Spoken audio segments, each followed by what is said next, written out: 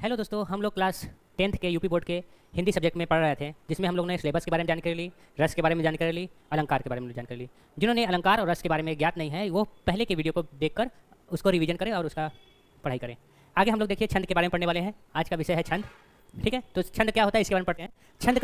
छंद शब्द का शाब्दिक अर्थ क्या है? बंधन। ठीक है, छंद शब्द का शाब्दिक अर्थ क्या है? बंधन है। जब वर्णों की संख्या, क्रम, मात्रा गणना, तुक, यति, गति आदि नियमों को ध्यान में रखकर शब्द योजना, ठीक है, क्या कर रहा है? शब्द योजना की जाती है, उसे छंद कहते हैं। ठीक है, फिर से पढ़ते हैं। जब वर्णों की संख्या, क्रम, मात्रा गणना, तुक, यति, गति आदि नियमों को ध्यान में रखकर शब्द योजना की जाती है तो उसे क्या कहते हैं? छंद कहते हैं। ठीक है, इतना समझा गया?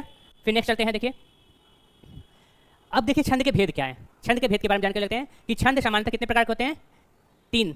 ठीक है, वर्ण और मात्रा के आधार पर छंद के 3 भेद होते हैं। ठीक है, वर्ण और मात्रा के आधार पर, ये देखिए यहाँ पे, ये ध्यान रखिए, वर्ण और मात्रा के आधार पर छंद जो होते हैं वो 3 भेद होते हैं: वर्णिक छंद, मात्रिक छंद और मुक्त छंद। ठीक है, वर्णिक छंद क्या होता है? जिन छंदों में केवल वर्णों और संख्या और नियमों का पालन किया जाता है, मतलब जिनमें वर्णों, संख्या और नियमों का पालन किया जाता है, वे वर्णिक छंद कहलाते हैं। ठीक है, जिसमें वर्णों, संख्या, नियमों का क्या किया जाता है? पालन किया जाता है, तो वो क्या कहते हैं? वर्णिक छंद कहलाते हैं। और जैसे एग्जाम्पल देख रहे हैं, द्रुत विलंब, मदाकांता, घनाछरी, रूप धनाछरी, देव घनाछरी, मुक्तक, दंडक, सवया आदि क्या है? ये सब वर्णिक छंद है। ठीक है, ये सब क्या है? वर्णिक छंद है। ठीक है, फिर अगर देख लीजिए मात्रिक छंद। मात्रिक छंद क्या होता है? मात्रा की गणना पर आधारित हो। ठीक है, मात्रिक छंद क्या हो गया? जो मात्रा की गणना पर आधारित हो, जिसमें मात्रा को हम लोग काउंट करते हैं या गिनते हैं। ठीक है, इसलिए इसे क्या कहते हैं? मात्रिक छंद, क्योंकि यहाँ पे हम लोग मात्राओं को काउंट करते हैं, इसलिए इसे मात्रिक छंद कहते हैं। जिन छंदों में मात्राओं की समानता के नियम का पालन किया जाता है किंतु वर्णों की समानता पर ध्यान नहीं दिया जाता है, उन्हें मात्रिक छंद कहा जाता है। ठीक है, मात्रा की समानता के नियमों को ध्यान दिया जाता है लेकिन वर्णों की समानता को नहीं दिया जाता है, मतलब मात्राओं को ध्यान दिया जाएगा लेकिन वर्णों का ध्यान नहीं दिया जाएगा, तो वो क्या कहलाएंगे? मात्रिक छंद कहलाएंगे। मात्रिक छंद में क्या क्या आ जाएंगे? दोहा, रोला, सोरठा, चौपाई। ये एग्जाम के लिए इंपॉर्टेंट है। एग्जाम में इस तरीके से भी क्वेश्चन पूछ सकता है कि मात्रिक छंद कौन से हैं, ABCD करके ऑप्शन दे देगा आपके पास। ठीक है, तो यहाँ पे क्या बताया? दोहा, रोला, सोरठा और चौपाई, और क्या है? हरि गीतिका, छप्पय आदि क्या है? मात्रिक छंद है। ठीक है, इतना समझाया मात्रिक छंद क्या होता है। फिर आगे देखिए मुक्त छंद। आगे क्या है? मुक्त छंद। इन छंदों को स्वछंद भी कहा जाता है। ठीक है, ये इंपॉर्टेंट है।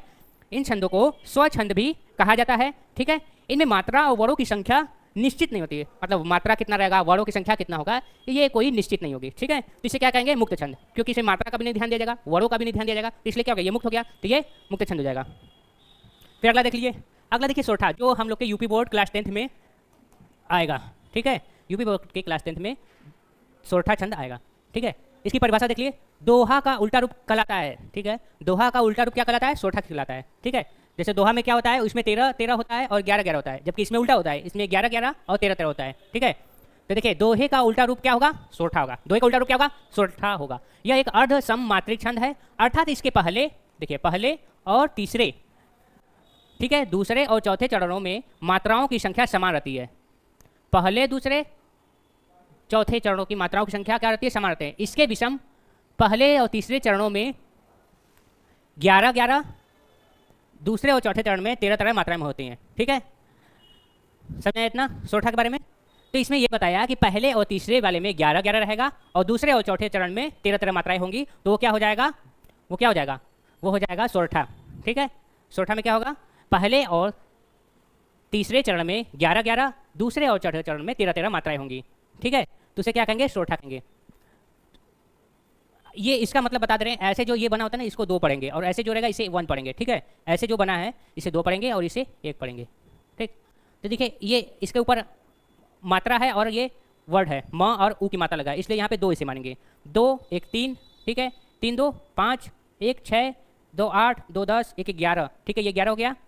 फिर इधर देखिए काउंट करिए, यहाँ देखिए जहाँ कॉमा लगा रहेगा ना, ये कॉमा जहाँ लगा है इसके पहले के ही पूरा काउंट करेंगे, तो ये देखो पहला चरण है, पहला चरण है, तो इसमें ये 11 हो गया। ठीक है, अब इसके बाद के चरण को देखिए, 2, 1, 3, ये 3, 3, 6, 7, 8, 9, 10, 11, 12, 13, ये क्या हो गया? 13।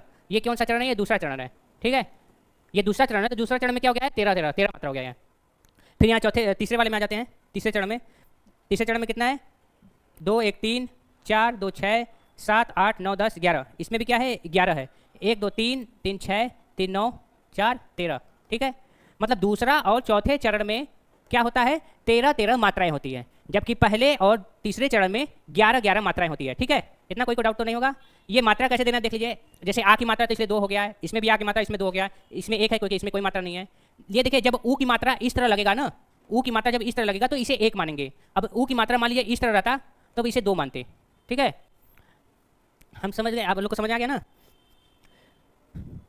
फिर इसका स्पष्टीकरण देख लीजिए। पहले स्पष्टीकरण क्या है, उपरोक्त उदाहरण के पहले मुख होई वाचाल तीसरा और जासु कृपा दया चरणों में 11 मात्राएं हैं, जो हम अभी पहले बता रहे थे कि पहले और तीसरे चरण में 11 मात्राएं, उसके बाद के चरण में 13 मात्राएं। वही चीज यहाँ पे नीचे बताया गया है। ठीक है, फिर अगला आ जाइए रोला छंद। रोला छंद, रोला छंद क्या होता है इसके बारे में पढ़ते हैं।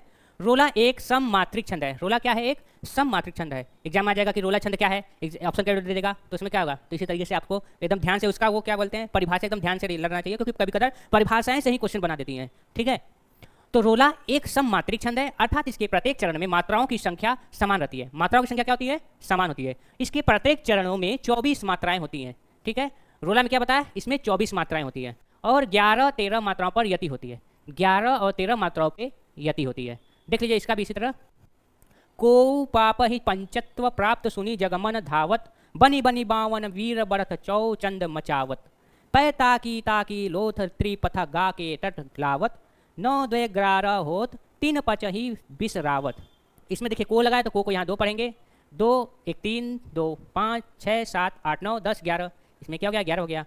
2 3 4 5 6 7 8 9 10 11 12 13। इसमें क्या हो गया, 13 हो गया। ठीक है, इसी तरह इसमें देखते हैं 1 2 3 4 5 6 7 8 9 10 11। इसमें भी क्या हो गए, 11 हो गए, 11 हो गए। ठीक है, इसके यहाँ ये कॉमा बस ध्यान रखिएगा, कॉमा के बाद अलग पढ़ना है, कॉमा के इसके इधर चलना है तो उधर अलग पढ़ना है, काउंट करना है। 1 2 3 4 5 6 7 8 9 10 11 12 13। इधर क्या गया, 13 हो गया। मतलब यहाँ देखिए 11 आ रहा है, फिर 13 आ रहा है, फिर 11 आ रहा है, फिर 13 आ रहा है। ठीक है, इसी तरह से चलता आ रहा है। अगर इसको दोनों को जोड़ेंगे 11 और 13 को तो कितना हो जाएगा, 24 हो जाएगा।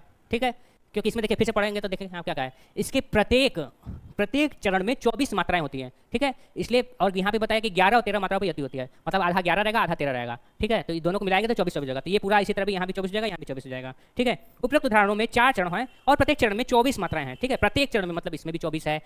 ठीक है, इसमें भी 24 है, इसमें भी 24 है। ठीक है, सभी में क्या क्या है, 24 है। अतः रोला छंद एक उदाहरण है। ठीक है, रोला छंद क्या है, एक उदाहरण है। इतना तो समझ में सभी लोग को आ गया ना एकदम इजी तरीके से।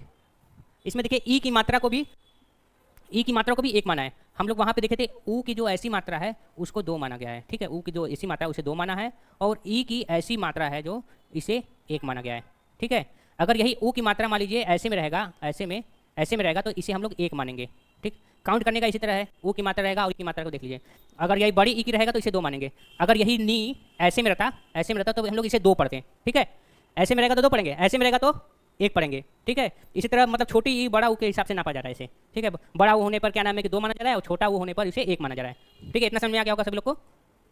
अगला देख लीजिए, बहुविकल्पी प्रश्न देख लीजिए, ये एग्जाम में आया हुआ है, 2024 में आया है, ये भी नीचे वाला भी 24 में आया है। देखिए रोला छंद में कुल कितने चरण होते हैं, रोला छंद में कुल कितने चरण होते हैं, रोला छंद में 4 चरण होते हैं। ठीक है, कितने चरण होते हैं, 4 चरण होते हैं। अभी हम लोग जस्ट पहले ही पढ़े थे तो इसमें कितने चरण थे, 4 चरण थे, 24 मात्राएं थी प्रत्येक चरण में। ठीक है, अब देखिए अगला क्या है, रोला छंद के प्रत्येक चरण में कितने मात्राएं होते हैं। अभी हम बताएं, अभी जस्ट वही चीज आ गया कि रोला छंद में 24 मात्राएं होती हैं। ठीक है, प्रत्येक चरण में क्या होती है, 24 मात्राएं होती हैं। फिर आगे देख लीजिए, आगे कौन सा है, सोठा के बारे में पढ़े थे अभी हम लोग। पहले और तीसरे चरण में कितनी मात्राएं होती हैं, पहले और तीसरे चरण में 11 मात्रा होती है। पहले और तीसरे चरण में कितनी मात्रा होती है, 11। और दूसरे यही जगह बना देता कि दूसरे और चौथे चरण में कितनी मात्रा होती है। चौथे चरण में तो क्या बताते हैं हम लोग, अगर क्वेश्चन में आ जाता कि सोठा छंद के दूसरे और चौथे चरण में कितनी मात्राएं होती तो हम लोग क्या बताते हैं, बता देते 13 मात्राएं होती हैं।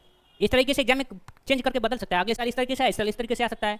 अगला देख लीजिए, लिख कर लोहित लेख डूब गया दिन मणि आहा, व्योम सिंधु सखी देख तारक बुध बुध दे रहा।